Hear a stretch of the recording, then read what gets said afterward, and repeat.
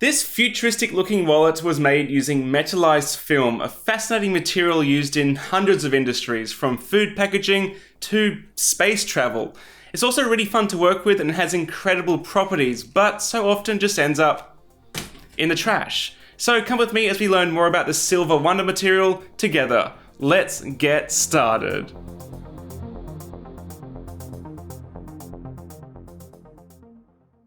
I love silver things, not gonna lie, and I've always been fascinated with this ultra thin, highly reflective material we come in contact with almost every day. But what is it? Metallized films, otherwise known as Mylar, among other brand names, consist of an ultra thin plastic film, either PP, polypropylene, or BOPET, biaxially oriented polyethylene tetraphthalate, which has been metallized through a process known as physical vapor deposition. The most common being evaporation, where metal is heated under a vacuum and literally evaporates. The metal vapor then recondenses on the plastic film, coating it with an ultra-thin layer.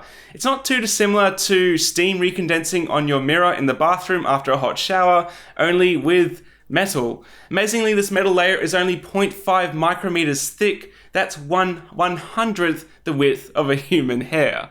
The metal usually used is aluminium, but others can be used too, and resulting properties are pretty astounding. For a start, it's incredibly thin and light, far lighter than any metal foil could ever be, and also a lot more durable. It's also incredibly reflective, reflecting up to 99% of light, including much of the infrared spectrum.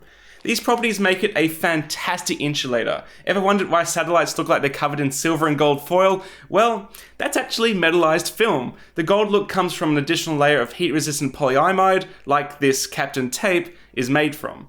Fire proximity suits also take advantage of this incredible insulating property, and those tiny emergency blankets you might be familiar with when you're hiking, for example, are only possible thanks to metallized films.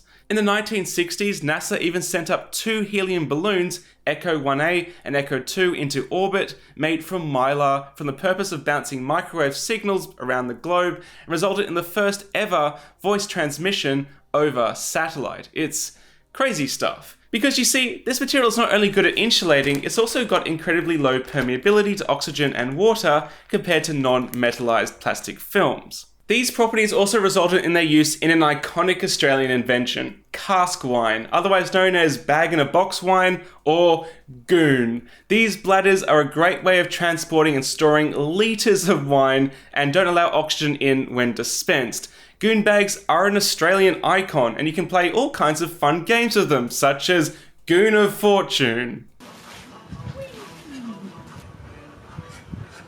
Honestly though, I wasn't really keen on drinking 5 litres of crap wine for this project, so thankfully it's also used in packaged box water. To do this project, you'll need some metallized film, a small box cutter or scalpel, cutting mat, metal ruler, and a set square is handy too. Finally, you'll need an iron, dry, no water, and some grease-proof paper, and a piece of cardboard to place under the material as you iron it, so you keep it nice and flat. It's a fairly safe project, but as you're working with knives and hot things, I recommend getting an adult if you think you need one. The wallet design I settled on is a simple bifold with room for up to 4 cards and plenty of cash or receipts, so you can easily modify it to your liking. The trick is finding some packaging that's large enough to use for the pattern, but chip packets are a great place to start.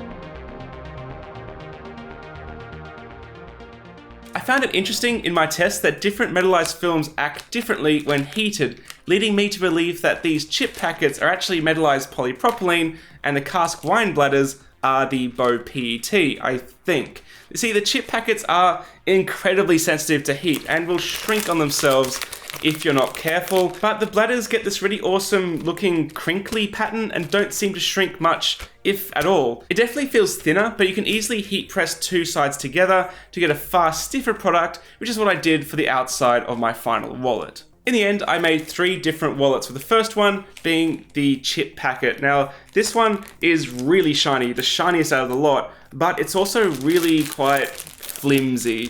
If you added cards into it and some money, I suppose, it'd be a little bit less flimsy, but it's just a bit too soft for my liking. So for my next test, I thought it'd be fun to actually do it reverse, so the actual branding is on the outside in this one. This one's actually pretty cool. It's a packet of Tyrell's tomato flavored chips, and I made the card holders out of the Cask wine bladder, so that's quite soft and it's still metallic. But the issue with this one, again, I mentioned the chip packets, they're very sensitive to heat, so I did overdo it at the back when I put the card holders in place, and I ruined it. Just a moment too much heat, and it goes crinkly and it's irreparable. So unfortunately that happened, but I do quite like the aesthetic. It's very much upcycled, and I definitely could see a lot of interesting patterns depending on how interesting the original branding is. But my favorite out of the whole lot is this one. This is using the goon bag. This is my goon bag wallet using the Cask wine bladders. And I got this crinkled effect by heat sealing and heat pressing 2 layers together, which actually gave it a lot more rigidity than the other one. And it's got room for all your money and your receipts and whatever, and I made it so it's got room for 4 cards, and I really love the aesthetic of this one. It's not too shiny, it's got an interesting pattern to it, and I'm going to try using this one for the next few weeks as my daily, and I'm going to let you guys know how it holds up. But considering how durable this material is, I'm expecting it to hold up pretty well. You can find my pattern linked in the video description below with dimensions, and I hope this video leaves you inspired to look at everyday products in a different light, because sadly these materials usually end up in landfill. Metallized films can technically be recycled as far as I'm aware, but it's a fairly specialized process, and look, at least in Australia, I don't think they are. How often do you recycle a packet of chips? Yeah. In today's consumerist society, it's so easy to view materials as just trash, when really they often have so much more to offer. If you want to see more upcycled projects, I recently converted an old radio into a Bluetooth speaker, which you can check out here. And if you found this video useful, maybe consider subscribing. Thanks for watching, guys. Bye.